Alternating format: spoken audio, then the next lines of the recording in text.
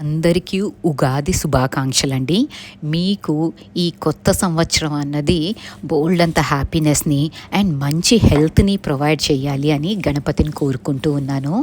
And నా పండగ అయితే కొంచెం డిఫరెంట్‌గానే జరిగిందండి. పండగ అంటేనే దేవుడి దగ్గర పూజ, ఇంటిని శుభ్రం చేసుకొని పిండి వంటలు చేసుకోవటం, అందరం కలిసి తింటము.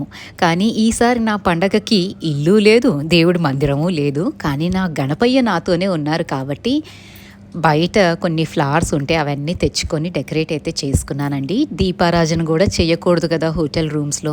సో అది కూడా చేయలేదండి. కానీ ఇలాగైతే అందంగా డెకరేట్ చేసుకొని నా మంత్రజపం అన్నది ఫినిష్ చేసుకొని బయటకొచ్చి కొంచెం కాఫీ అయితే తాగేస్తున్నాను. చక్కగా అరుగులాగా ఉంటుందండి. ఇక్కడ కూర్చుంటే మాత్రం భలే బాగుంటుంది.